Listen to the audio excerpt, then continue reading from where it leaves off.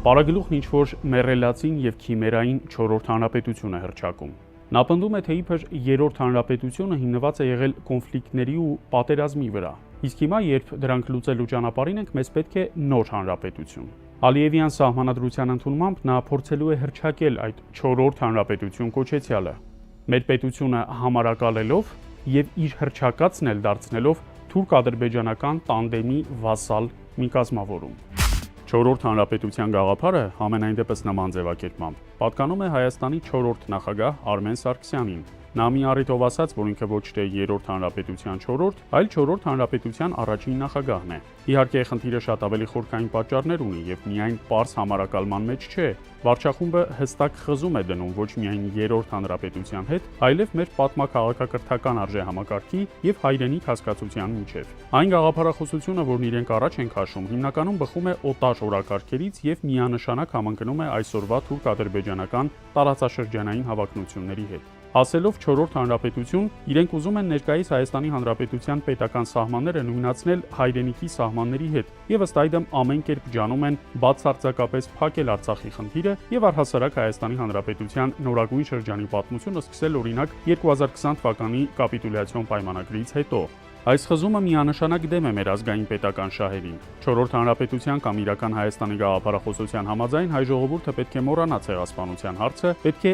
բավական կոմպակտ լինի, այսինքն խզի հարաբերությունները Սփյուռքի հետ, քանի որ Ադրբեջանի եւ Թուրքիայի պահանջներից մեկը նաեւ հայկական Սփյուռքի դերի զրոյացումն է։ Հայդատի պահանջատիրության գաղափարը Սփյուռքում գերիշխող է՝ ի հակադրություն Հայաստանի։ Ցավոք, ընդդիմադիր քաղաքական ուժերի մեծամասնության օրակարգում այս հարցը եթե անգամ հետին պլան մղված չէ, ամենայն դեպս ամենաառաջնայինը ազգային քաղաքակրթական հարցերը չեն։ Տիտղոսային ընդդիմությունն ավելի շատ զբաղված է քաղաքական դիրքավորումներով, օրինակ հանձնաժողովների նախագահներ են ընտրում, եւ դրա բերումով ազգային հիմնախնդիրներին նրանք ավելի զգուշորեն են վերաբերվում։ Պարագլուխն իր ոճին համահունչ ուզում է ամեն ինչ սկսել հերթական զրոյական կետից։ 4-րդ հանրապետությունը հենց դա է։ Այսինքն Արցախի էջը փակված, Սփյուռքի հետ հարաբերությունները կազմալուծված, ցեղասպանության հարցը մոռացված։ 3 հիմնական հարց կա, որոնց վերաբերյալ Ադրբեջանը եւ Թուրքիան պահանջներ են ներկայացնում, որ դրանք չլինեն նոր սահմանադրության մեջ։ Դրանք արտացոլված են նաև անկախության հռչակագրում։ Հռչակագիրն ամփոփում է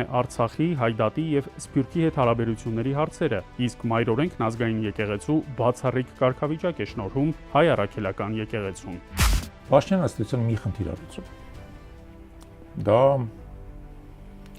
սեփական, այսպես ասած, քաղաքական կյանքը երկարաձգելու խնդիրն է։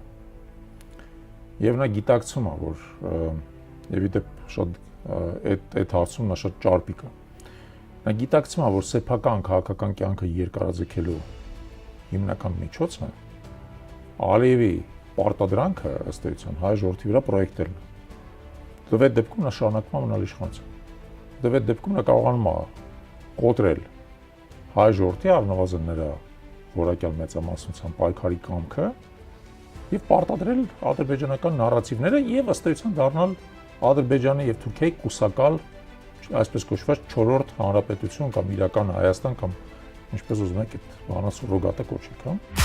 Այս ամբողջ արշավը հայ առաքելական եկեղեցու դեմ նույնպես բխում է թշնամական օրակարգից։ Կառավարության աշխատակազմում կրոնական հարցերի ինչ-որ բաժին են ստեղծել, կարգալույց հոգևորականներից մեկին այնտեղ պաշտոնի են նշանակել։ Իրենց պատկերացմամբ Հայաստանի այս առաքելական եկեղեցին պետք է դառնա պետությանը կից կրոնական կազմակերպություն, որը պետք է ինչ-որ սպասարկման ծառայություններ մատուցի, ինչպես օրինակ աշխատանքի եւ բարեկեցության նախարարությունը։ Հայաստանում տասնյակ կրոնական կազմակերպություններ են գրանցված, բայց չգիտես ինչու վարչախմբի ուշադրության կենտրոնում հենց հայ առաքելական եկեղեցին է։ Բոլոր խնդիրները սկսվում եւ ավարտվում են հայ առաքելական եկեղեցով։ Սա թելադրված է, որովհետև թշնամին այսպես կոչված արևմտյան Ադրբեջան է ուզում կերտել։ Իրենք ուզում են Երևան գալ ավտոմեքենաներով, ուզում են թյուրքախոս տարրով բնակեցնել Հայաստանի տարածքը։ Եվ վարչախումբը քայլ առ քայլ իրագործում է Թուրքիայի եւ Ադրբեջանի պահանջները։ Պարագլուխն իր մեռելածին 4-րդ հանրապետությունը կյանքի կոչելու համար նույնիսկ ոչ թե սահմանադրական փոփոխություններ, այլ ամբողջապես նոր Ալիևյան սահմանադրություն է ուզում փաթաթել մեր ժողովրդի վզին։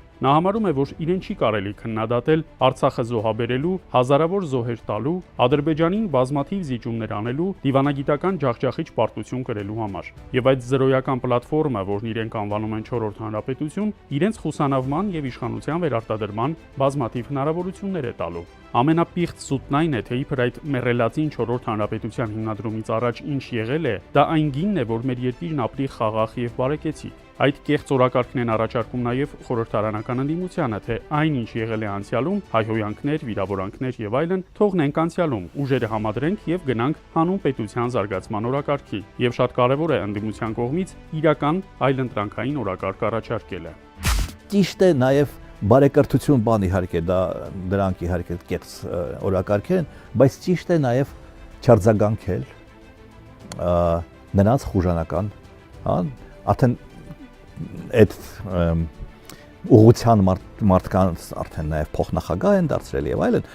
իրենց այդ խուլիգանական արարքներին պետք չի խուլիգանական ձևով արձագանքել, ես վստահ եմ, որ պետք չի։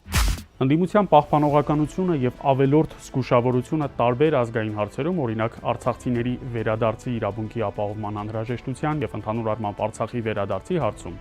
նրան առավել խոցելի է դարձնում։ Ճիշտ հակառակը, նա ով կհայտարարի, թե մեզ համար Արցախ վերադարձի էջը փակված չէ, իրապես այլընտրանքային քաղաքական օրակարգ կձևակերպի։